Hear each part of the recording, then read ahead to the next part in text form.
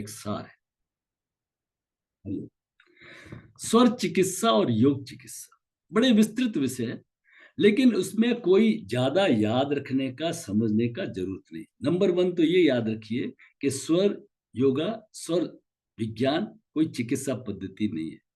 इसका under estimation होगा, अवमूल्यन होगा। ये तो फॉर सेल्फ रियलाइजेशन के लिए, ठीक है ना।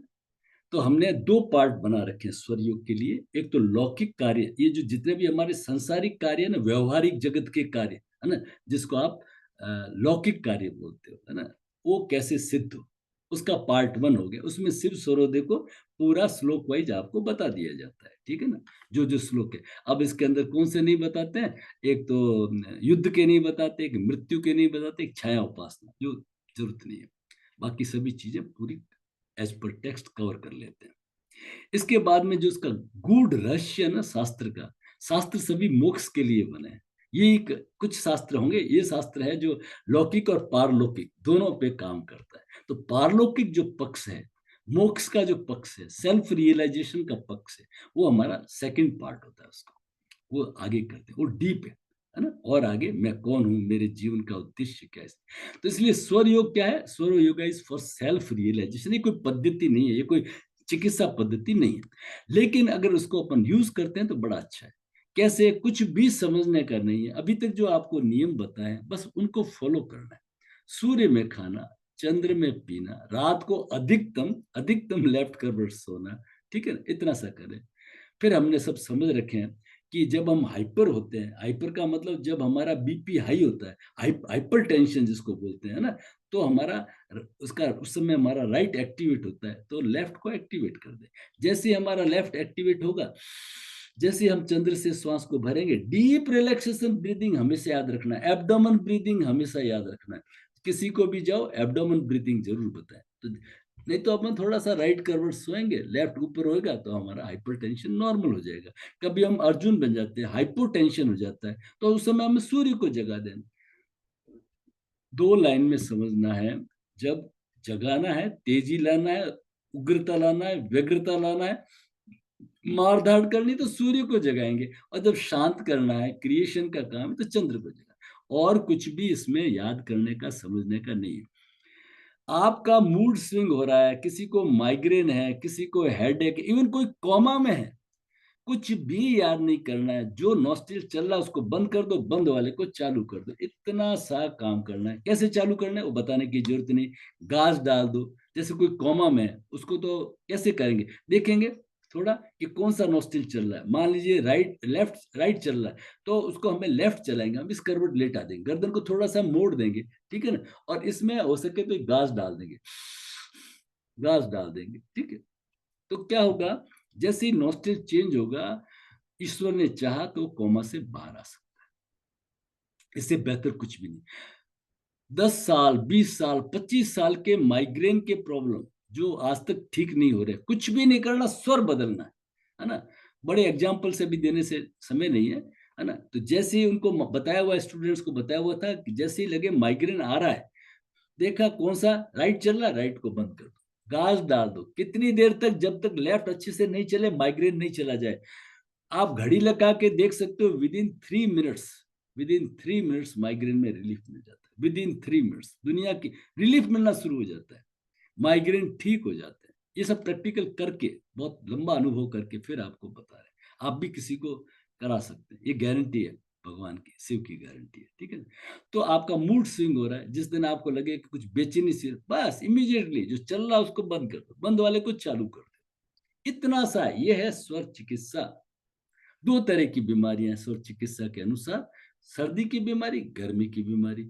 सर्दी की बीमारी कोल्ड एंड कफ है, आप सवेरे उठेंगे तो आपका लेफ्ट नोस्ट्रिल चलता हुआ मिलेगा, और आप जुकाम वगैरह हुआ है, आपको सड़ बिंदु तेल वगैरह डाला और राइट को चलाते रहो, मुंह छिड़किए, गुदा छिड़किए, भाप लीजिए, किसी भी तरीके से आप लेफ्ट करवट लेटिए, किसी भी तरीके से, है ना, आप सूर्य भेदन करिए, ठीक है ना, करके अपने आप को स्वस्थ कर लीजिए। और जब गर्मियों के दिनों में या कोई भी प्रॉब्लम आपको लगता है कि वो गर्मी से हो गई है, आंखों में जलन हो गई है, एसिडिटी हो गई है, खट्टी डकारें आने लग गई है ना, शरीर में गर्मी बढ़ गई है, चंद्र को जगा लीजिए।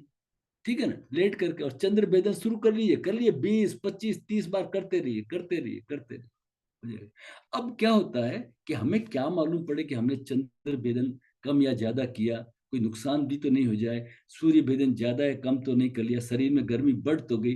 तो ये नियम रखें। एक आपको छोटा सा चार्ट दे दूंगा, 21 बार करें ऐसी रोग की कंडीशन में, 21 बार।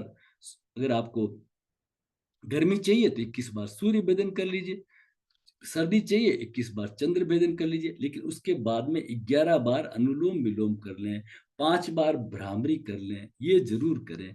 अनुलोम विलोम और भ्रामरी उसको बैलेंस कर देंगे, कोई साइड इफेक्ट हुआ, बस ये ट्रीटमेंट है।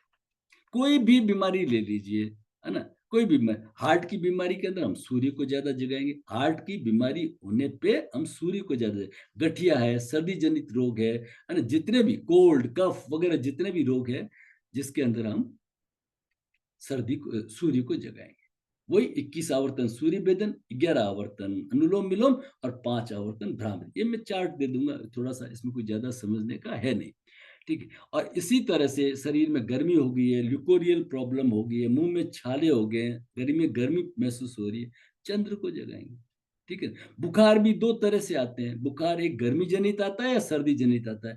जो मलेरिया का बुखार होता है वो सर्दी लग के आता है सीवरिंग के साथ में, सर्दी जनित तो है, तो सूर्य को जगा दो।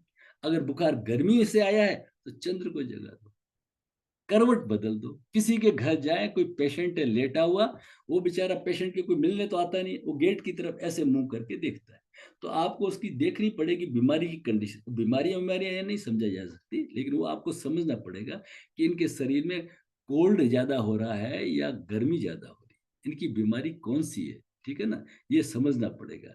तो उसके अनुसार आप बेड तो वहीं रहेगा, इधर इधर मुंह कर लेंगे उनका, क्यों रखेंगे तो गेट के सामने, आशा करते रहते कोई आएगा आएगा, तो उनकी गेट तो अब क्या होगा, चंद्र करेंगे तो उनमें कूलिंग आ जाएगी, व्यग्रता उग्रता चिड़चिड़ापन वगैरह सब कम हो जाएगा। और अगर शरीर के अंदर एनर्जी का लेवल कम है तो आप इस तरह से लेटा देंगे ताकि सूर्य स्वस्थ चलता रहेगा। थोड़ा उसको डीपली स्टडी करना पड़ेगा, समझना पड़ेगा कि पेशेंट के बीमारी का कारण सर्दी है या पेशेंट की बीमारी का कारण गर्मी है, बस उसके विपरीत स्वर चलाना। ये है हमारी स्वर चिकित्सा, ये स्वर चिकित्सा का पूरा जो सार है वो यही है। मोटापा है, क्यों है, तो सूर्य को जलाए, सूर्य में ही खाना खाना है, सूर्य नहीं आया है अभी तो खाना खाएंगे नहीं, नियम बना लीजिए। अगर चल फिर नहीं सकते हैं, कुर्सी पे भी बैठ सकते हैं, लेकिन मोटापा है, ओबेस है, तो आप कहेंगे भाई चलिए थोड़ा चलेंगे, और वो कह रहे हैं हम तो चल ही नहीं, आप तो सूर्य भेदन पकड़ा दीजिए उनको।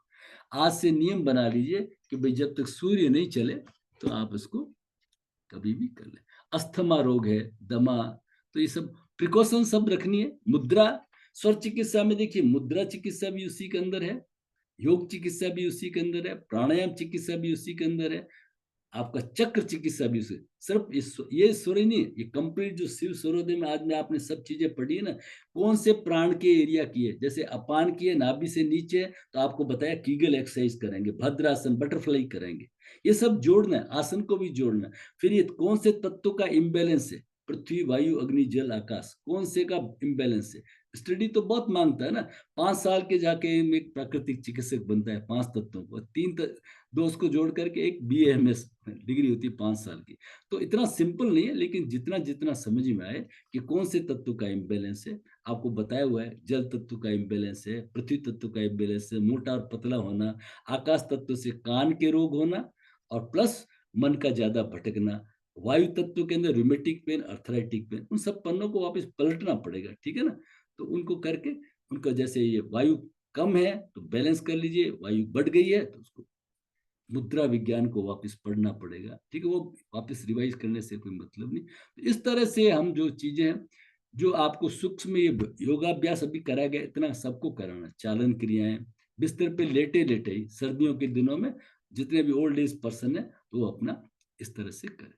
डायबिटीज वगैरह है, सूर्य को जगाना है। डायबिटीज क्या है, ये डाइजेशन का रोग है, तो सूर्य में खाना, चंद्र में पीना, बहुत सारी प्रॉब्लम तो सूर्य में खाना, गैस्ट्रिक इंडाइजेशन कॉन्स्टिपेशन डायबिटीज, जिनके आप सालों से आज तक ठीक नहीं हो रहे हैं, आप सिर्फ स्वर योग के इतने से नियम को फॉलो करेंगे तो आपका काम हो जाएगा। इतना सा है स्वर चिकित्सा। आप अपने क्वेश्चन है वो पन्ने पे नोट कर लेना, और कुछ इसका मटेरियल मैं आपको भेज दूंगा।